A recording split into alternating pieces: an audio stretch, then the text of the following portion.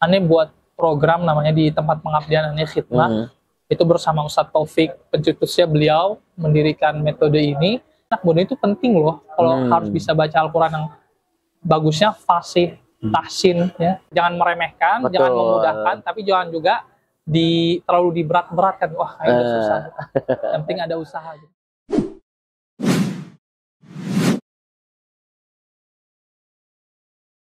Bismillahirrahmanirrahim. Assalamualaikum warahmatullahi ta'ala wabarakatuh. Waalaikumsalam warahmatullahi wabarakatuh. Sahabat Mida dimanapun Anda berada, berjumpa lagi dengan saya, Rizky Haitsul Haq, Ketua dari Yayasan Mitra Dai Indonesia, bersama Ustadz Hasan Al-Banna. Assalamualaikum Ustadz. Masya Allah, barakallahu fiik. Kita sapa dulu ya Ustadz ya, sahabat Mida yang ada di seluruh Indonesia, yang ada di Sumatera, Jawa, Kalimantan, Sulawesi, dan juga Papua. Terima kasih sudah terus mensupport kanal YouTube kami, Mida Channel. Dan kami terus mengajak sahabat Mida sekalian, bagi yang belum mampir ke channel kami, ayo mampir ya. Di search di pencarian Mida Channel, cari yang kayak logo M, warnanya biru hijau gitu ya. Nanti dilihat video-videonya, jangan lupa di like ya. Kalau ada yang menginspirasi atau masukan-masukan dari video-video tersebut, bisa komen ya. Dan juga kalau misalkan bermanfaat, bisa di-share ke sahabat Mida semua, biar lebih luas lagi manfaatnya. Dan yang terpenting, jangan lupa di-subscribe, agar manfaat ini bisa lebih luas lagi, dan juga bisa menghadirkan pastinya support juga buat kanal YouTube ini. Dan kami ucapkan sekali lagi terima kasih bagi sahabat Mida yang sudah support selalu kanal YouTube ini. Di depan saya sudah ada Ustadz Hasan Al-Banna, Insya Allah. Ahlan wa sahlan Ustadz. Dan tak kenal maka ta'aruf. Ta'aruf. Jangan sampai terjebak saat ada beberapa narasumber ya. Banyak istilahnya ya. Istilahnya. Jadi kita kenalan dulu nih ya, biar lebih cair ya Ustadz ya. Nanti sambil sapa-sapa Ustadz, sahabat Mida sekalian gitu ya. Fadhal Ustadz Banna. Baik, bismillah. Assalamualaikum warahmatullahi wabarakatuh. Waalaikumsalam warahmatullahi wabarakatuh. Ahlan wa sahlan, salam kenal sahabat Mida semua yang ada di seluruh Indonesia maupun di dunia ini Ustadz ya. Insyaallah. Perkenalkan, nama saya Hasan Al-Banna. Alhamdulillah sebenarnya di sini masih al-fakir. Cuman ingin sharing, berbagi pengalaman. Betul. Walaupun sedikit ilmunya mungkin ada bermanfaat bagi kita semua. Masya Allah. Alhamdulillah sekarang saya masih berstatus mahasiswa di Mahat Ali An-Nuaimi. Masya Allah. Jatuhnya masih semester 8 ya, masih proses skripsi. Berarti masih proses nulis ya. Kita doakan semoga cepat selesai. Amin ya Rabbi. Ya, jadi insya Allah pada kesempatan kali ini Masya Allah nih, jazakumullah khair, sebelumnya sudah diberi berkesempatan lah, ini suatu penghargaan untuk bisa sharing tentang pengalaman. Mungkin di sini kita akan membahas tentang tips and trik menghafal Al-Quran. Masya Allah. Atau dengan kita sebagai anak muda, pemuda Rabbani, pemuda Qurani, pemuda yang kita tuh gaul tapi tetap dengan Al-Quran. Masya Allah.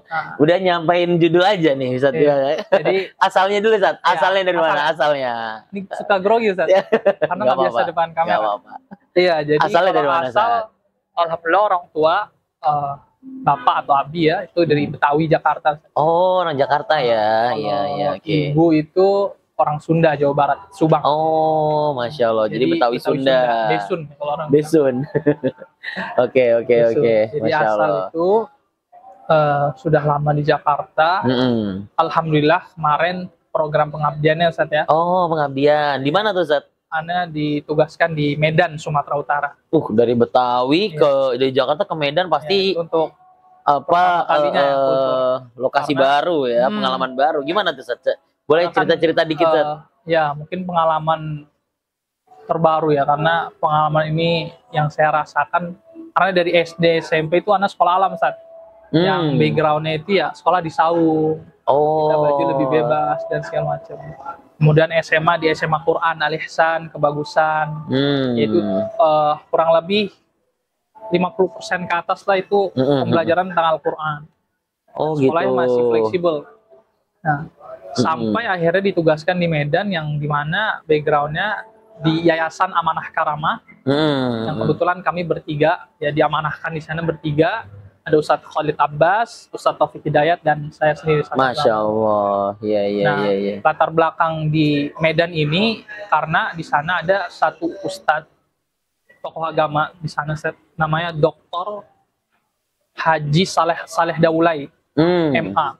Beliau termasuk Qori atau imam besar di sana, berikut MTQ dan segala macam. Diamanahkan menjadi pengampu tahfiz di Al-Ulum ini. Tapi sedangkan khususnya di SMP SMA ya, di SMP sendiri saja itu siswa-siswinya sudah 300 siswa-siswi. Dan di SMA-nya kurang lebih banyak juga ya. Satu kelas itu 30. Satu angkatan ada IPA IPS, IPA 2, IPS 1. 30 kali 3, 90 saat 90 kali 3 lah. Muridnya banyak lah ya. Banyak, muridnya banyak 500, ya. Cuman beliau sendiri. Jadi, itu asal muasal sekolah itu berdiri dulu. Enggak, asal muasal kami dikirimkan ke sana karena kurang SDM. Oke. Artinya peserta didiknya banyak, tapi minim SDM pengajar. Alhasil bekerja sama ya. Ya, di bidang tahfiz. Akhirnya dari pimpinan yayasan ini, Profesor Nawir Muslim, beliau guru besar hadis di UIN Sumatera Utara, mengamanahkan lah karena bermitra dengan Yayasan Baitul Halim. Kita bagian untuk yang Al-Quran. Nah, ini jangan banyak-banyak dulu, Sat. Ini biar fokus nanti habis materinya. Ini baru perkenalan ini. Tapi ala kulihal kita tahu berarti Ustadz Hasan ini dari apa? Dari yang tadinya kuliah di Jakarta, aktivitas banyak di Jakarta, qadarullah dengan izin Allah diberikan kesempatan untuk berdakwah ya. Mengajar di lokasi yang mungkin baru ya. Bagi Ustadz Hasan sendiri ya. Pastinya di situ banyak kultur-kultur budaya yang berbeda ya. Dengan orang Sumatera, Jawa itu pasti ada yang sedikit banyak berbeda. Tapi nanti insight-insightnya itu kita masukkan dalam poin-poin bahasa kita hari ini.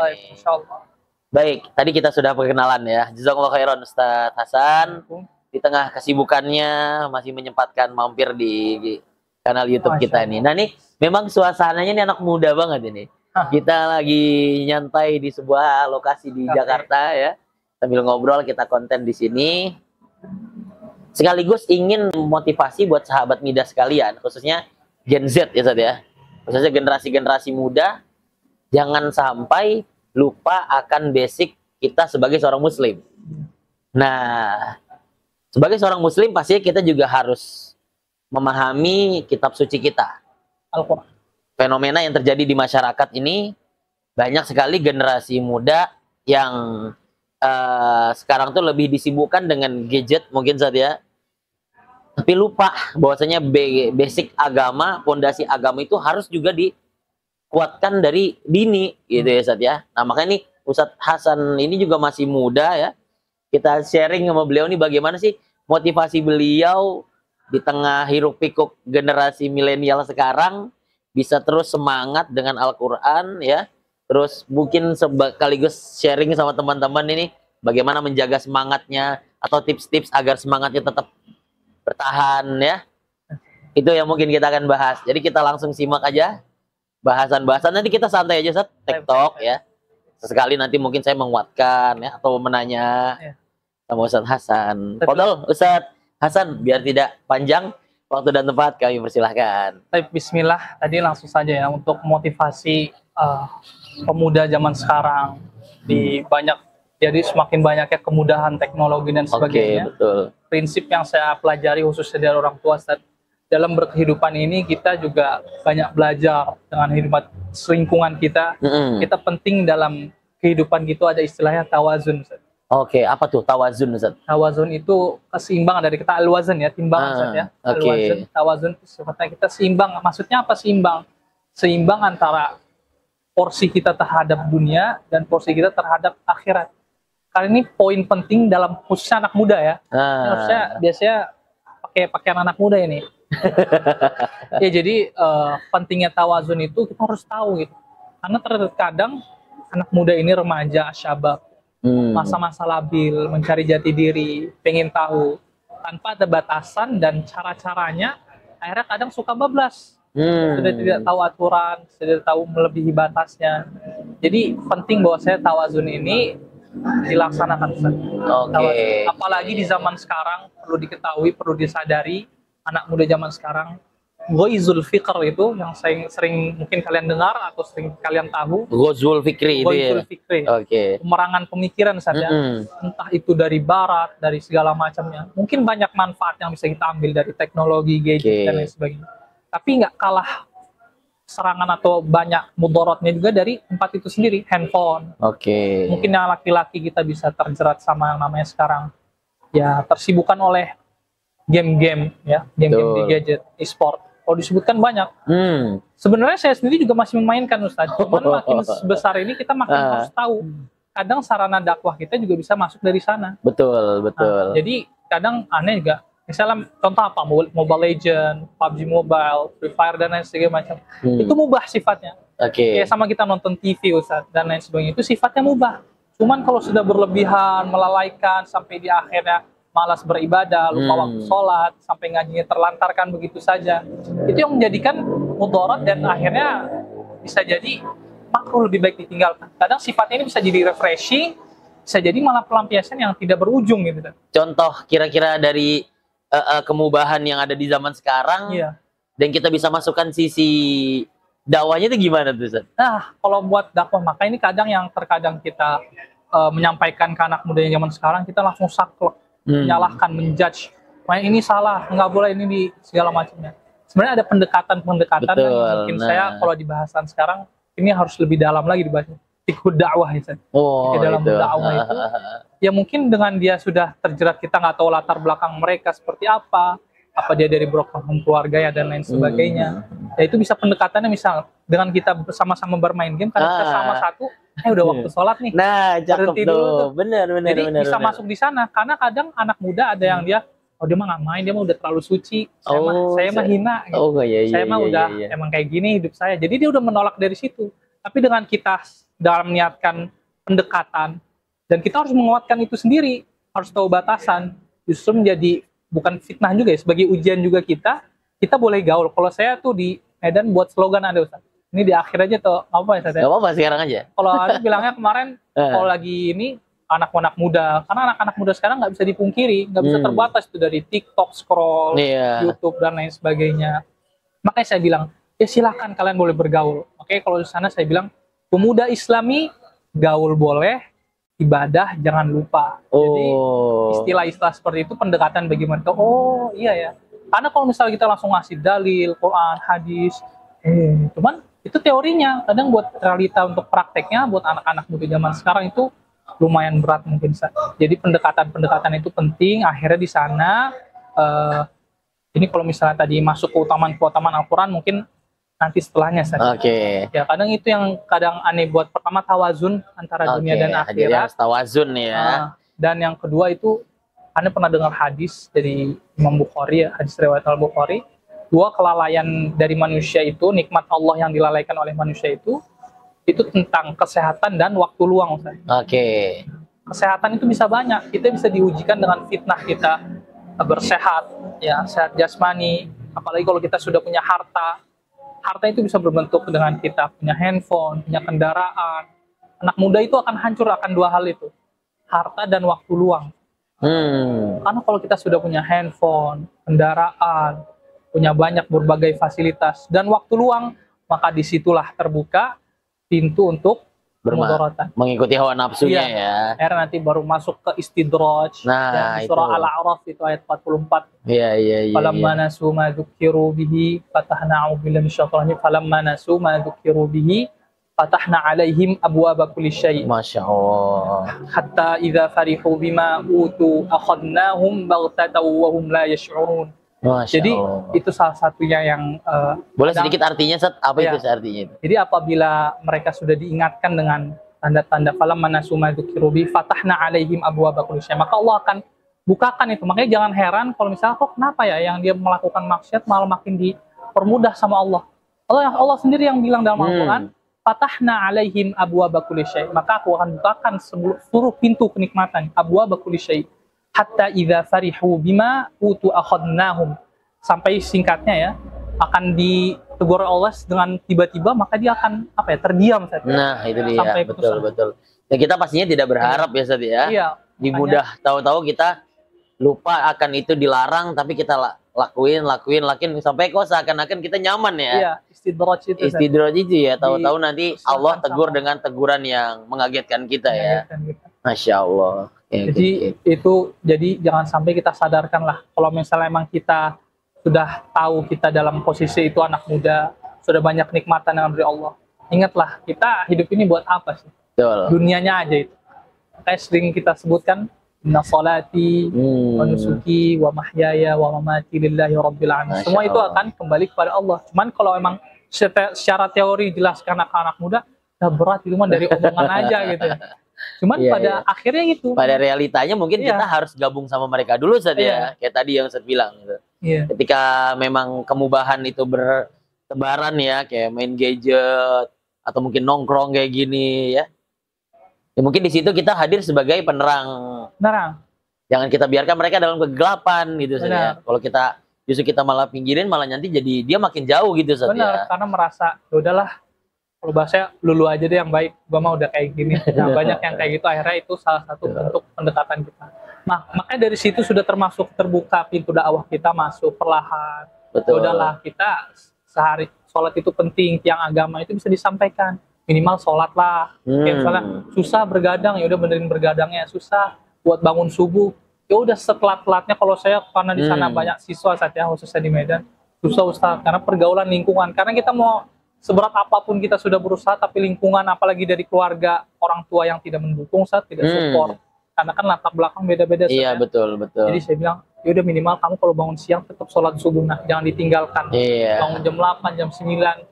Kalau bisa di 2 rakaat sebelumnya itu ya, dunia dan sisi itu kalau penting juga dilaksanakan ya kalau misalnya masih waktu. Jadi jangan sampai la ta'asu min rauhillah itu. Jadi kita terus memotivasi, walaupun mungkin banyak sahabat-sahabat yang telat bangun ya, tetap lakukan. Sambil di situ kita ingetin, ternyata sebelum subuh 2 rakaat itu ternyata manfaatnya banyak juga ya.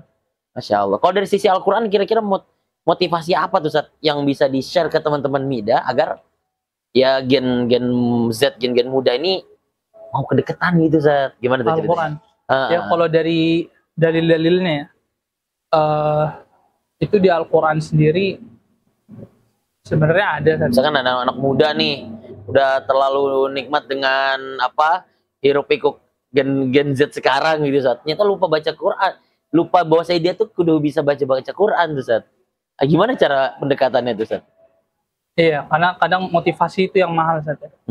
Tahu motivasi dan kembali lagi sih. Kita khairukum man ta'allama al-Qur'ana wa 'allama. Itu salah satu dalilnya. Jadi sebaik-baik dari kita itu yang belajar Al-Qur'an dan yang mengajarkannya. Kalau di Al-Qur'an sendiri mungkin banyak ya kita tentang pelajaran dari turunnya ayat pertama yang diwahyukan kepada Nabi kita Rasulullah SAW. Iqra bismi rabbikal ladzi khalaq. Bacalah. Jadi dari sini sudah jelas kita harus membaca banyak apa hal. Kita sebagai Muslim punya kitab sucinya Al-Quran. Pedoman Muslim ya. Ada kitab-kitab samawi yang lainnya ya kan. Dan Iqra itu kita suruh melihat dan membaca atau pelajari, nggak cuma sekedar yang yang bentuk tulisan ya, harf ya. Bisa jadi tanda-tanda Allah, besaran Allah dari keindahan-keindahan alam ya, wa min ayatihi dan lain sebagainya. Jadi bahasanya apa, qauliyah dan kauniyah saja. Nah, apa tuh Ustaz? Kauniyah itu yang dari yang alam-alam semesta. Qauliyah itu Al-Qur'an sendiri. Al-Qur'an.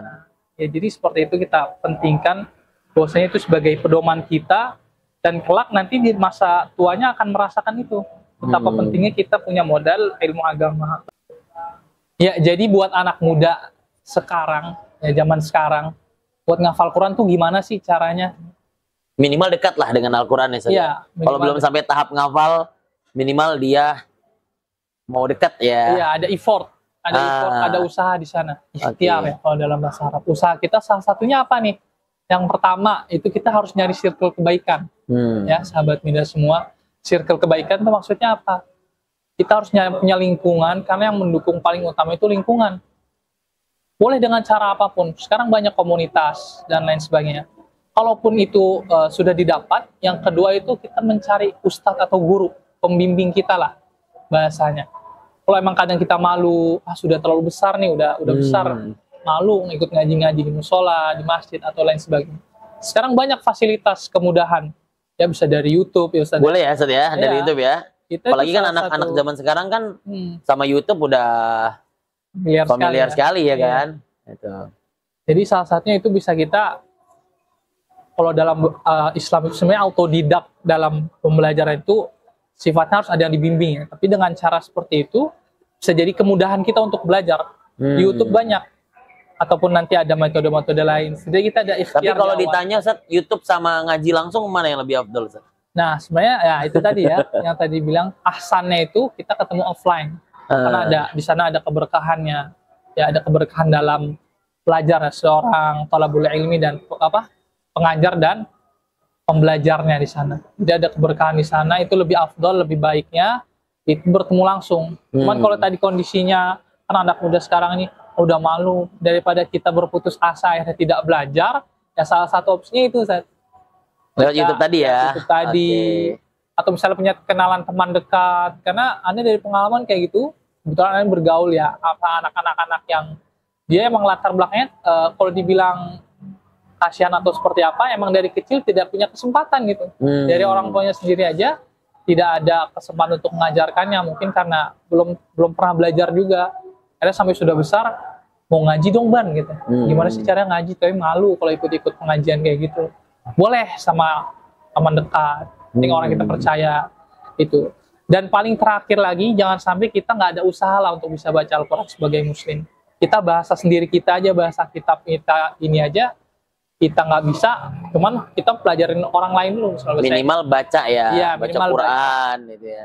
Baca jangan sampai baca Quran bacanya pakai tulisan yang bahasa Indonesianya lagi Ustaz.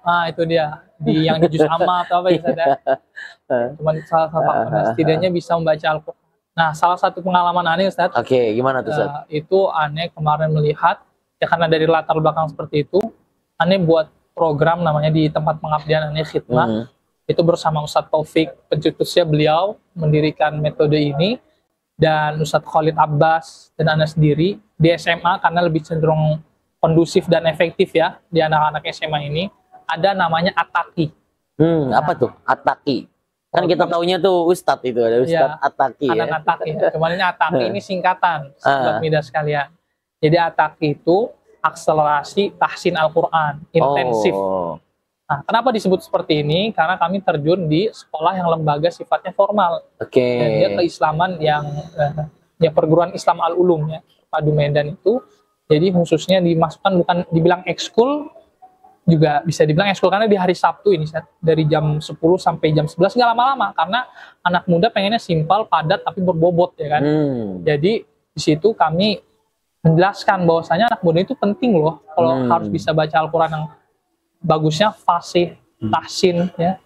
Jadi lebih benar. Gimana proses berjalan Ataki itu, Zat? Ya, dari Ataki sendiri pertama kita melihat dari ada namanya grading atau penempatan kira-kira semana sih ya dari tiap anak, karena banyak kan, termasuk yang kurang lebih dari 90 anak dipegang 3 orang. Satu kelasnya kami buat ada namanya, ada 3 tingkatan akhirnya.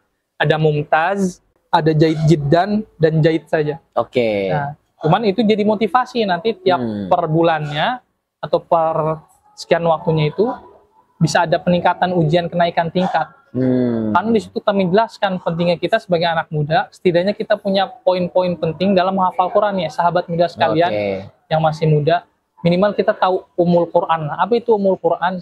Ibunya Al-Quran atau intinya Al-Quran itu dari Al-Fatihah. Umul Quran itu Al-Fatihah ya? Iya, Al-Fatihah. Berawal dari ta'awudz, a'udzu billahi minasyaitonir rajim. Ya, terus basmalah, bismillahirrahmanirrahim. Mulai dari kita awal hurufnya, sifat huruf belakang, makharijul huruf, tempat keluar huruf. Setidaknya kita punya gambaran garis besar, kita kasih jelaskan ke mereka bahwasanya perbedaan-perbedaan huruf yang kadang mirip. Contohnya kayak za sama ja, ada yang ketukar. Ada yang ngomong ja jadi za, a'uzu, a'uju, dan lain sebagainya, kayak da sama po. Dan itu nanti diajarkan dalam metode Ataki itu ya. Ya, karena kita lihat dari audiensnya atau yang kita ajarkan ini anak muda, pengennya simple to the point. Ya udah kita langsung jelaskan, tahu yang benar kita talakikan seperti ini. jelaskan hurufnya, huruf A itu jelas A, jangan A dan dengan khoisyum dan lain sebagainya. Jadi simple kita jelaskan itu, karena harus gambling langsung. Kalau anak muda sekarang pengen logika. Kenapa salah kayak gini? Harusnya bacanya gimana kayak gini. Gitu. Jadi akhirnya dijelaskan seperti itu dari mulai ta'awudz, basmalah, al-fatihah, terus kemudian surat-surat kecil, surat-surat pendek. Surat-surat pendek juz 30 ya. Karena bertujuannya salah satu ataki ini yang kami laksanakan di SMA di kelas 12 khususnya. Karena banyak di kelas 12 ini yang ada yang terbata, ada juga yang sudah bagus, sudah baik. Cuman buat teman-teman yang dia belum ada berkesempatan belajar memperdalam pembacaan Al-Quran, tahsin, perbaikan pembacaan Al-Quran, di sini kesempatan, tujuannya apa?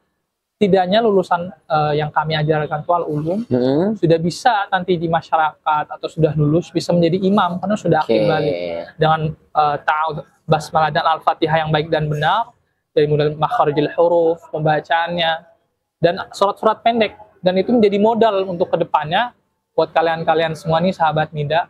Itu nanti akan terasakannya pas sudah nanti menjelang, oh iya ya, baru pas pengen berkeluarga. Oh penting ya, karena banyak yang terlena, yang tadi saya bilang, terlena oleh waktu, sudah semakin terpaut umur, semakin tua, nanti sudah berkeluarga, akhirnya sudah punya anak, harus menjadi imam keluarga, mengajarkan anak-anaknya, ada istrinya.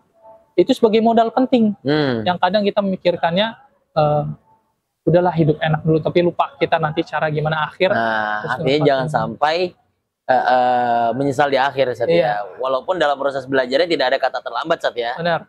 Walaupun masih muda atau yang sudah misalkan sudah berkeluarga dan sebagainya, masih tetap Allah Subhanahu wa taala berikan kesempatan untuk belajar, ya, Sat, ya. Masya Allah, sangat inspiratif sekali ya apa yang disampaikan oleh Ustaz Hasan Al-Banna ini. Tapi ya memang fokus kita kali ini memang tentang bagaimana merangkul teman-teman sahabat Mida yang kategorinya Gen Z nih, umur-umur yang masih muda ya, yang mungkin masih banyak ya mainnya ya. Boleh sih bermain nih, Ustaz, ya. Kita tadi nyampaikan justru malah kita nih sebagai pengajar, sebagai ustadz-ustadz yang ada di Mitra Dai juga sebenarnya itu jadi PR kita untuk ikut nimbrung, ya, Ustaz, ya. Tapi nimbrung dalam arti mengajak mereka. Iya, bahasanya kita jangan sampai ingin mewarnai jadi terwarnai. Nah, jangan sampai kita mau mewarnai malah kita yang terwarnai gitu. Nah, di situ baru nanti kita sisipkan apa namanya pemahaman-pemahaman agama yang dibutuhkan kayak sholat tepat waktu, ya, Ustaz, ya. Misalkan jangan lalai dengan kewajiban-kewajiban lainnya. Dan yang terpenting mungkin pendekatan diri kita dengan Al-Quran tadi, ya. Dengan menghadirkan circle, ya, Ustaz, ya. Terus belajar sama Ustadz. Kalau malu ketemu Ustadznya, boleh kontak Ustadz Hasan. Nah, atau ya mungkin belajar di YouTube boleh. Tapi lebih baik tadi ya, lebih baik offline ketemu langsung. Ketemu langsung, karena itu nanti lebih berkah, ya, Ustadz, ya.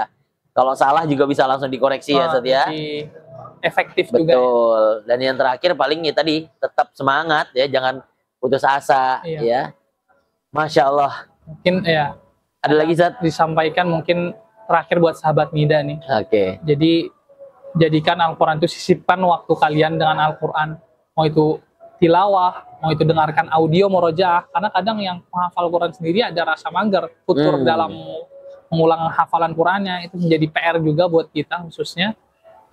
Yaitu kita nggak harus murojaah kalau memang kadang capek dengan kalam kita. Bisa dengan kemudahan sekarang ada audio mendengarkan, Ustaz. Jadi intinya apa? Yang bisa diambil, sisihkan waktu kalian dalam 24 jam dalam sehari ini dengan Al-Quran.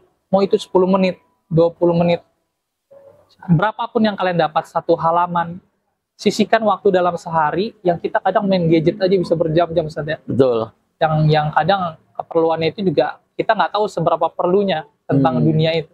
Cuma dengan Al-Quran sendiri ini, percaya deh sahabat Mida semua, sebagai anak muda, dengan Quran ini sebagai tameng kita juga. Betul. Karena seburuk-buruknya kita kalau kita punya Al-Quran, itu kita bisa menjadi tameng karena kita kita kenal Al-Quran. Tapi jangan juga sampai kita menghafal Al-Quran tapi terimbas dari Quran itu sendiri. Gimana, Ustaz? Maksudnya terimbas? Maksudnya jangan sampai kita bahasanya kalau terlalu berat saja. Iya. terbalikan oleh hukum-hukum Al-Quran itu sendiri. Betul. Jangan sampai Jadi kita nanti diingatkan. Jangan meremehkan, Betul. jangan memudahkan, tapi jangan juga terlalu diberat-beratkan. Wah, itu susah. Yang penting ada usaha gitu. Nah, ini penting banget tuh tadi ya buat sahabat muda ya, khususnya yang Gen Z. Tapi ini untuk semuanya.